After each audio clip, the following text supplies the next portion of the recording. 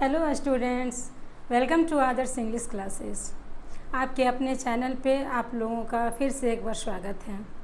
जैसा कि आप लोगों ने कहा था कि मैम टाइप्स ऑफ सेंटेंस पे एक वीडियो लेकर आइए, तो आज मैंने आप लोगों की इच्छा का मान रखते हुए टाइप्स ऑफ सेंटेंस पर वीडियो लेकर ऑलरेडी आई हूँ।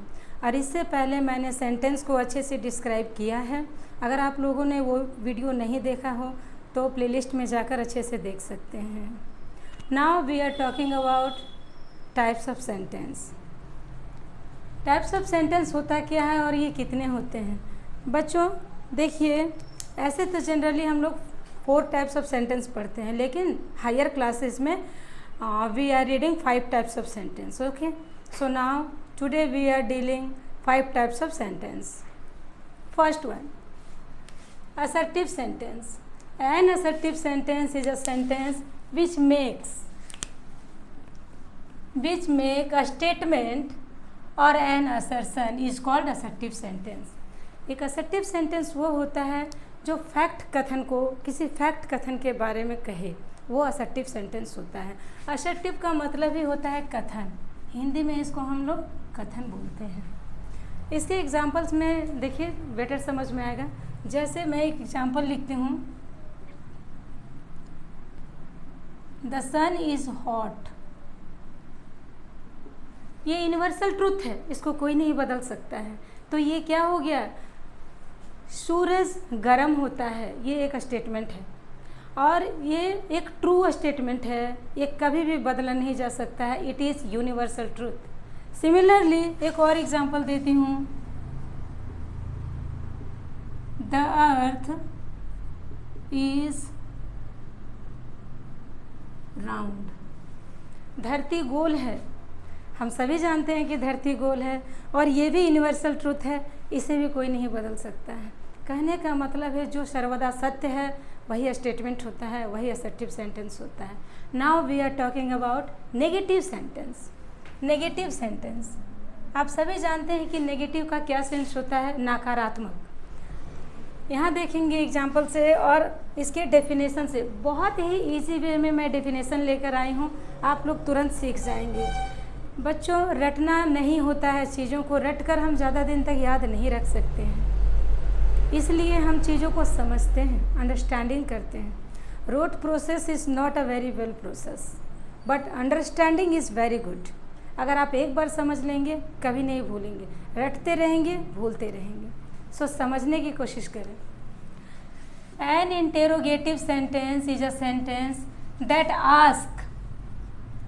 Ask a question and ends with question mark. Interrogative sentence में क्या होता है, इंटेरोगेटिंग से ही सेंस आ रहा है कि ये ना वाला और सवाल वाला है ना, आपसे सवाल पूछ रहा है कि आस्क अ क्वेश्चन, ये आपसे सवाल करता है। जैसे who are you, who are you, देखिए ये एक सवाल है, सवाल पूछ रहा है भाई आप कौन हो।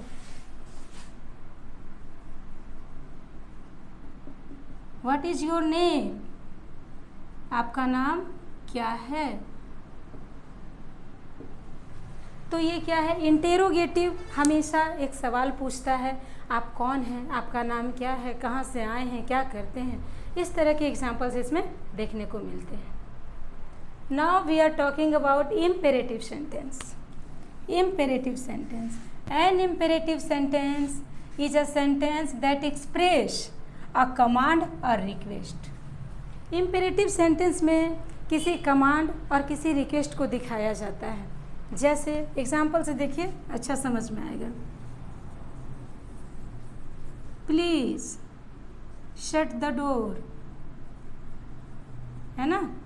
आपके घर में छोटे भाई बहन होते हैं तो कैसे हम लोग कहते हैं, जरा सा दरवाज़ा बंद कर दो, प्लीज़ शट द डोर, है ना।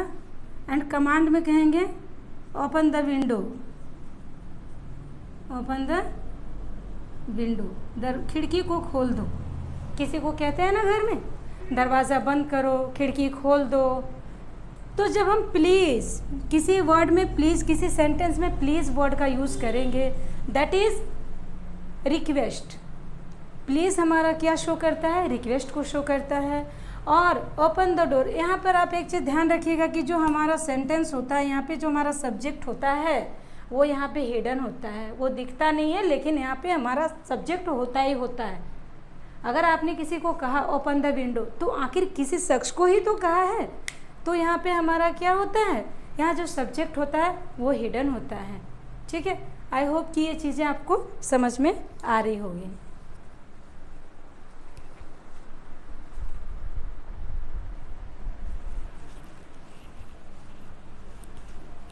Now I'm talking about fourth number. Fourth number is exclamatory sentence. Exclamatory sentence. An exclamatory sentence is a sentence that express strong feelings and sudden emotion or remark. Exclamatory sentence में strong feelings को दिखाया जाता है, या sudden emotion, कोई emotion आ रहा है sudden, अचानक, suddenly उसे दिखाया जाता है, या फिर अचानक से कोई रिमार्क किसी को दिया जाता है। For example, how naughty your brother is, आपका भाई कितना बदमाश है ना। तो ये कोई सोच समझ के नहीं बोलता ना, ये सडनली उसके एक्टिविटी को देख करके मुंह से सडनली निकलता है, तो ये रिमार्क है और ये एक्सक्लेमेटरी सेंटेंस है। Similarly, what a pretty dress, अचानक से आप कहीं गए हैं और कोई अच्छी सी प्यारी सी ड्रेस पहन के आती है, सडनली आपके मुंह से निकलता है wow what a pretty dress, है ना।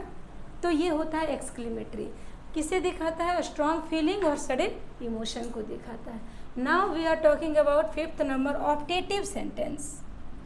Optative sentence, an optative sentence makes a prayer, ध्यान दीजिएगा, makes a prayer, a wish, a curse और ब्लेसिंग। ऑप्टेटिव सेंटेंस में किसी तरह की प्रेयर को, विश को, कर्स को और ब्लेसिंग को दिखाया जाता है। For example, may you live long, है ना, किसी को आशीर्वाद देते हैं, तुम बहुत दिनों तक जियो, लंबी आयु जियो, तो क्या कहते हैं कि मे यू लिव लॉन्ग। उसी तरह से हम करेंगे, एक और एग्जाम्पल देते हैं, जैसे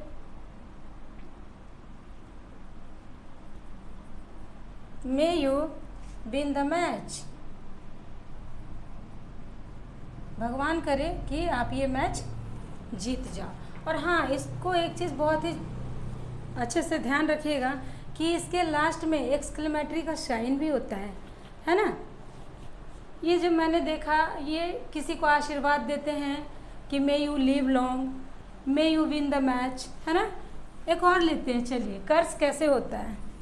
तो कर्स के लिए कहते हैं ना किसी को गो टू हेल, है ना, गो टू हेल, तो ये हमारा कर्स हो जाता है, ये इसको कर्स में कंसीडर करते हैं। तो ऑप्टेटिव सेंटेंस में क्या करते हैं, प्रेयर, विश, कर्स, ब्लेसिंग, इन सबको दिखाया जाता है।